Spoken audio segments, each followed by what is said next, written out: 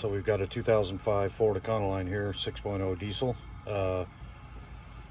Complaint is rough idle, stumbling, white smoke out the exhaust just on occasion. So I pulled the codes up here, and we've got a P0401, insufficient flow detected. I would expect to see a exhaust valve position code, but because it sounds to me like it was hanging open. But these Fords of this vintage are kind of weird, and I'm really shocked to see that code. This code here, ordinarily you're going to go and check the intake air temperature 1 and 2. One's in the mass airflow, the number 2 is in the intake manifold, and that's how the PCM determines, you know, it measures or compares the two, and it expects to see a certain rise in temperature in the IAT2 in the intake manifold when you have EGR flow. So according to this, we don't have any flow going on, but we don't have a position code. But I'm still, based on the symptoms that he described, I'm going to pull the EGR valve. I'm going to take a look at it. I'm going to see if we have some carbon buildup around in there, because a lot of times you'll get a piece of carbon that'll dry out either on the front of the EGR cooler, on the EGR valve side that goes to the intake, or somewhere in the passage, and those pieces will break off. Then they'll get stuck underneath of the EGR valve when it's open, and they'll hold it open when it's not supposed to be open, and that's when you'll get your, you know, that exhaust gas will get in there and screw up your mixture and cause incomplete combustion, and you'll get white smoke, and it'll misfire and do all that crap. So we'll go out and we'll pull the EGR valve out and take a look.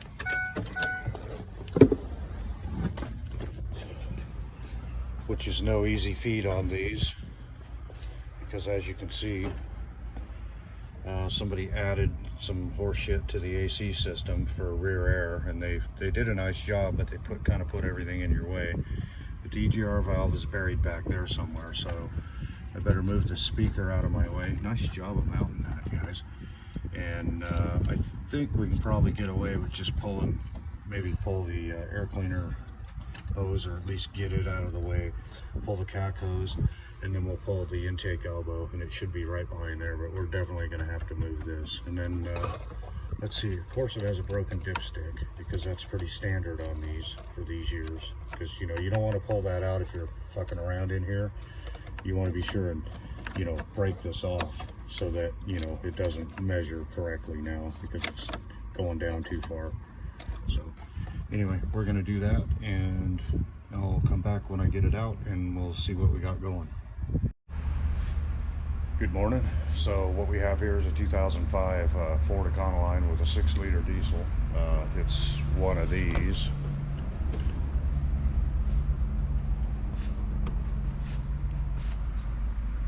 So it handles like shit, of course, because, you know.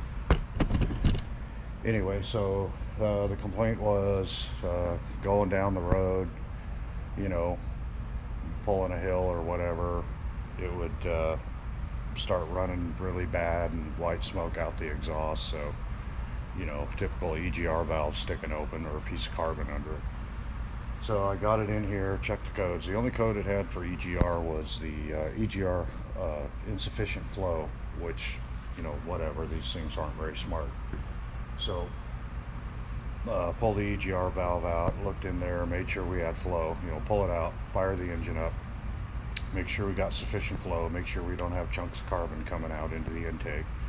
The EGR valve was clean. So then I slammed it back in there, went and drove it, and it was actually sticking open, of course, you know, intermittently. It would just stick open, and then the thing's going to fall on its face, because you're screwing the mixture up with all that, you know, partially burned exhaust gas in there, and then it smokes white out the tailpipe. So put an EGR valve in it, went and drove it, you know, till it's got a monitor on the EGR, you know, it evaluates it, and went and drove it until that went from no to yes. So that's all working fine. So also I'm kind of giving it a look over, and pulled the doghouse off of it, and I would like to show you the kind of shit work that people in the stereo and accessory installation field perform on your vehicles. So this is the doghouse here, the engine cover. So basically, let's see, can we see that?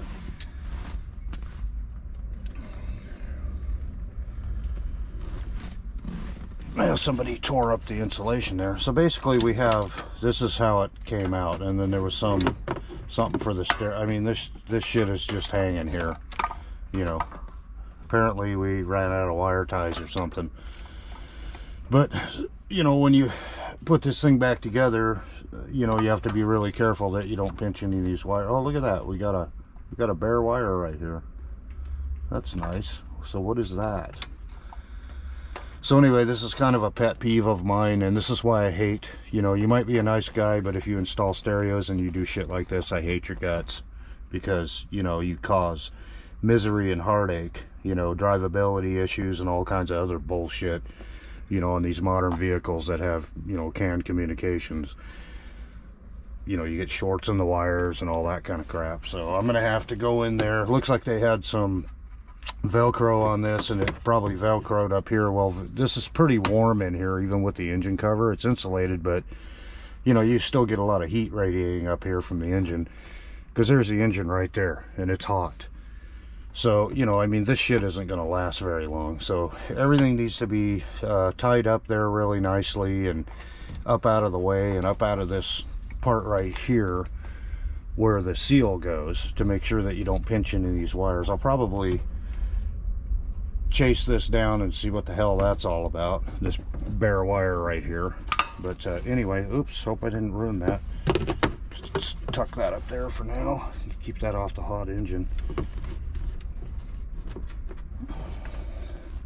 Yeah, I'll have to get in there and clean all that up and tighten all that up. All this manner of bullshit going on here, you know, equals or equates to unreliability and problems. And you know, people buy these vehicles, well, I don't know why they buy them, but because, you know, it's just a big old fat pig that doesn't handle worth the shit. But anyway, they buy these vehicles to go out in the backcountry, you know, because it's four-wheel drive, and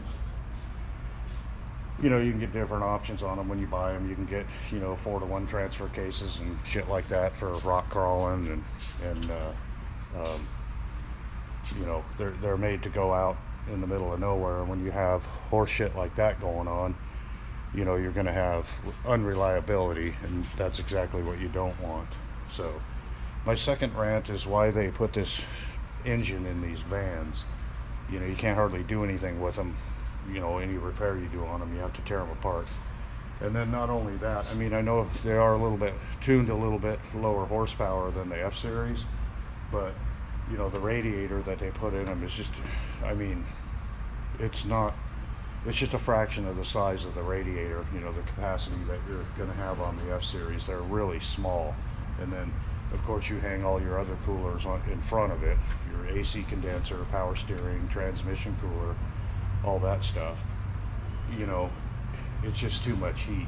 So, and then since they have them, you know, detuned, you know, they generally won't get out of their own way. They're pretty gutless. So especially when you start adding, you know, weight to them, like that's an aluminum bumper, but I don't know if he has a winch in there or not. You know, yeah, it does. You're gonna have a heavy winch in there. You got bigger tires, you got running boards, you got that going on there, the awning, roof rack, plus all the stuff that you have on the back, you know, makes these pretty heavy.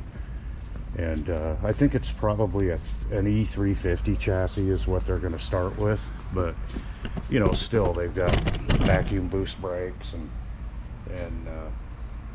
you know, they just weren't made to have a fixed load on them like this all the time. So I don't know, I hate these things, I really do, I hate them. But anyway, it's a 6-liter, and I fixed 6 liters, so you know, got to work on them. So we got the EGR valve issue taken care of, and I'll get all that wiring bullshit taken care of under there, get it all tucked up there nice, and figure out what that black wire is that's just kind of hanging there touching stuff, and put the doghouse back on it, and then I'll go give it one more drive and make sure that, you know, everything feels right on it, and then I'll ship it back to the customer. So, you know, just boring Ford stuff. Thanks. So we went to test drive our 2005 Econoline here with the 6-liter diesel EGR valve problem, just to verify or fix. And we went, it actually set the monitor, it monitors it and tests the function of it and all that, so everything's good there. That's a fix. But what I did notice, and I didn't pursue it on my first test drive, I noticed it was a little bit down on power, but I was just kind of driving it easy, and the customer for some reason didn't even mention it. You know, basically he said he had to check engine light and told me the problem that he had. So, but anyway, it's got a cac hose leaking on it. It's only making like 13 psi, and I can hear it leaking. So on my way back, I heard that. I went ahead and, you know, boosted it up and saw that, and then you could hear the hissing, and I couldn't really tell if it was coming out of the exhaust or you know, up front here. It sounded like up front, but so I went ahead and pulled up the EBP exhaust back pressure pit, and it was normal. You know, it was like 26 psi under full load, which is pretty low, and eliminated that. And then when I got back here, I started feeling around and poking around. I mean, I tried to put air on it and stuff. You can't see shit on these vans. Everything's buried on them, even when you pull the doghouse off.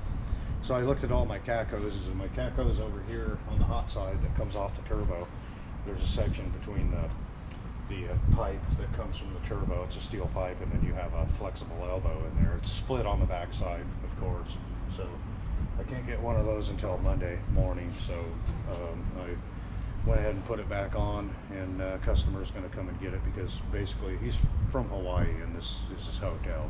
He needs a place to sleep, and he's just staying at his daughter's over across the freeway here. I told him, you know, I mean, I wouldn't go on a trip with it or anything because it's broken.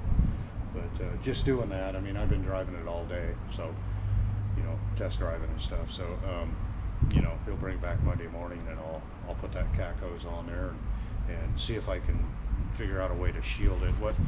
What's going on here is it has some, it's got an auxiliary AC, you know, aftermarket that somebody put on there, and they welded some aluminum lines in here to run our suction and discharge lines back to our condenser and our evaporator, and probably a receiver dryer or accumulator back there.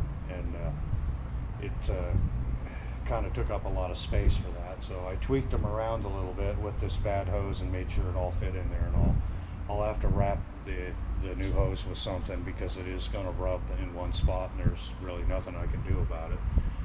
So I'll put probably a hydraulic hose flap on it, you know, zip tied on there to protect it, so that doesn't happen again. It'll wear on that piece instead of the cac hose. So I'm going to call this fixed. I mean, that's going to fix that problem, and then he'll have his power back, and he can continue on with his summer having fun. So next thing I got coming up, I got a Super Duty F-Series out there. I need to pull in here, just do an oil change on, and then it has a check engine light, so that sounds pretty exciting. A good way to finish off a Friday afternoon. If I remember right, that truck has some kind of an edge tuner on it or some crap, and we've had all kinds of pin water intrusion and connectors and issues like that with it, so it should be fun. So anyway, I'm gonna roll this out, roll that one in, and maybe I'll if it's exciting, I'll come back and share it with you. Thanks.